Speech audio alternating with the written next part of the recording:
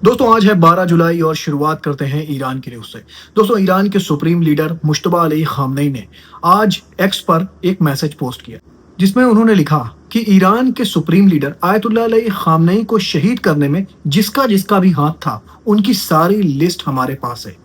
ऊपर से लेकर नीचे तक जो लोग भी इसमें इन्वॉल्व थे उनकी लिस्ट हमारे पास है। दोस्तों ये लिखा है मुश्तबा अली खामनेई ने अपने एक्स अकाउंट से। उन्होंने कहा कि ये जितने भी लोग इस कत्ल में शामिल थे उनको बख्शा नहीं जाएगा। उनकी ख्वाहिश जो ये होगी कि हम अपने बेड पर एक सुकून की मौत मरेंगे तो ये ख्वाहिश उनके साथ ही चली जाएगी और उनको सुकून की मौत नहीं मिलेगी। दोस्तों ये कहना था मुश्तबा अली खामनेई का, जो पोस्ट उन्होंने अपने एक्स अकाउंट से किया था। दोस्तों आज उन्होंने अपने एक्स अकाउंट से कई पोस्ट किया जिसमें ये पोस्ट कुछ ज्यादा ही वायरल हो रही थी। दोस्तों अब मैं खबर आपको इजराइल और लेबनान की बता दूं। दोस्तों इजराइल और लेबनान के बीच में सीज फायर है और ये सीज फायर किसने कराया है? डोनाल्ड ट्रंप ने कराया है। लेकिन इजराइल ने आज फिर सदन लेबनान पर बमबारी करी। दोस्तों डेली कोई भी ऐसा दिन खाली नहीं जा रहा है जब इजराइल सदन लेबनान पर बमबारी ना करे। दोस्तों देखिए इसमें क्या होता है, क्योंकि सीज फायर है और सीज फायर के बीच में ही ये बमबारी जो हो रही है ये जारी है। तो अब मैं खबर आपको रशिया और यूक्रेन की बता दूं। दोस्तों रशिया ने आज वही काम किया जो इतने दिनों से यूक्रेन करता आ रहा था। आज रशिया ने यूक्रेन की जितनी भी ऑयल डिपो थी, जितनी भी ऑयल स्टोरेज करने की जगह थी कीव के करीब, जो यूक्रेन का कैपिटल है, वहां पर अपने एक सोफिस्टिकेटेड मिसाइल से हमला किया जो कि बिल्कुल न्यू टेक्निक से लैस मिसाइल था। उसको कोई भी एयर डिफेंस सिस्टम पकड़ नहीं पाया और ये मिसाइल जाकर गिरता है यूक्रेन के जहां पर ऑयल डिपो थे और बताया ये जा रहा है कि आज यूक्रेन को बहुत बड़ा लॉस हुआ है। वही काम पलट दिया रशिया ने जो इतनी दिन से यूक्रेन रशिया के साथ कर रहा था। मतलब यूक्रेन टारगेट कर रहा था रशिया की ऑयल फैसिलिटीज को, लेकिन आज रशिया ने टारगेट कर लिया है यूक्रेन की ऑयल फैसिलिटीज को।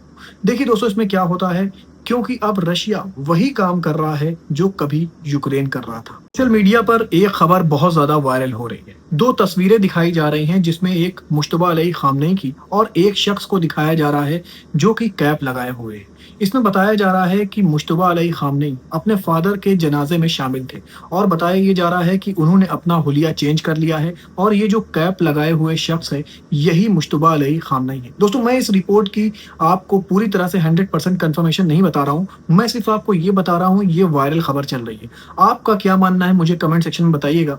क्या ये मुश्तबा अली खामनेई है? अपनी राय मुझे कमेंट सेक्शन में जरूर दीजिएगा।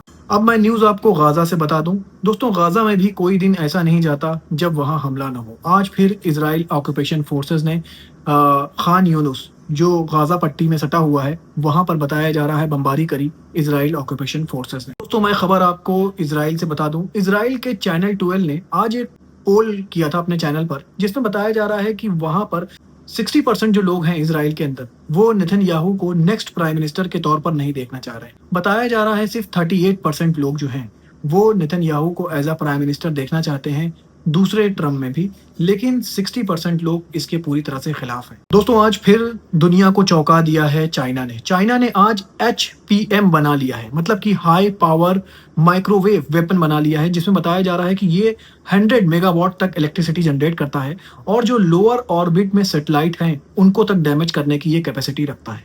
दोस्तों बताया जा रहा है कि स्टारलिंक जो सैटेलाइट है ये लोअर ऑर्बिट में रहती है और बताया जा रहा है ये वेपन जो इलॉन मस्क का स्टारलिंक है उसको तबाह करने की ताकत रखता है। दोस्तों स्टारलिंक एक बहुत खतरनाक वेपन है अमेरिका के पास।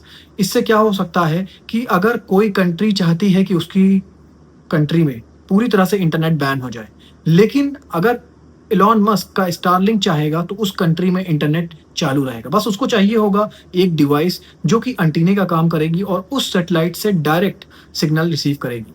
इसी के चलते बहुत सी कंट्रीज ने स्टारलिंक को अपनी कंट्रीज में बैन कर दिया है। और दोस्तों मैं आपको बता दूं ईरान में जो एंटी ईरान प्रोटेस्ट हुआ था उस दौरान ईरान ने अपनी सारी जो इंटरनेट सर्विसेज थी वो बंद कर दी थी, लेकिन कुछ के पास ये स्टारलिंक के डिवाइस थे जो डायरेक्ट वहां से सिग्नल कैच कर रहे थे और सारी इंफॉर्मेशन इंटरनेट के थ्रू बाहर भेजी जा रही थी। इसी को देखते हुए चाइना ने ये वेपन बनाया है और बताया ये जा रहा है कि अगर इन फ्यूचर इसकी जरूरत पड़ती है तो चाइना इसको यूज करने में भी नहीं हिचकिचाएगा। और आपको उस टाइफून की बता दूं जिसके बारे में मैंने आपको कल बताया था कि उसका साइज लगभग फ्रांस कंट्री के जितना बड़ा था। दोस्तों अब बताया जा रहा है कि ये तूफान कुछ कमजोर पड़ता जा रहा है।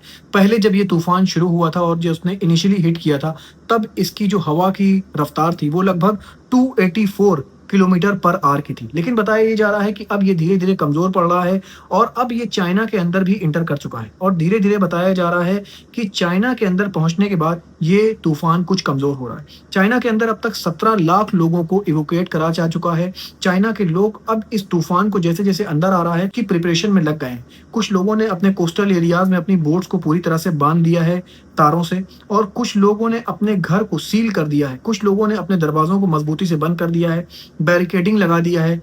लेकिन दोस्तों बताया ये जा रहा है कि ये तूफ़ान की ताकत अब पहले जैसी नहीं है। मतलब ये जिस रफ़्तार से आ रहा था, इसकी रफ़्तार अब कम हो चुकी है और ये अब हिट करने वाला है चाइना के इंटरनल एरियाज़ को और ताइवान में भी बताया जा रहा है कि लगभग 14,000 लोगों को इवैक्यूएट कराया जा चुका है। दोस्तों अभी जो ये तूफ़ान आगे बढ़ रहा है, चाइना के मेन एरियाज़ की तरफ बढ़ रहा है, जापान की तरफ जा रहा है और ताइवान की तरफ भी जा रहा है।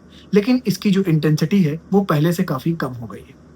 दोस्तों ऐसे ही खबरें लेकर मैं आपके पास आता रहूँगा। अपना बहुत ख्याल रखिए और मुझे भी अपनी दुआओं में याद रखिए।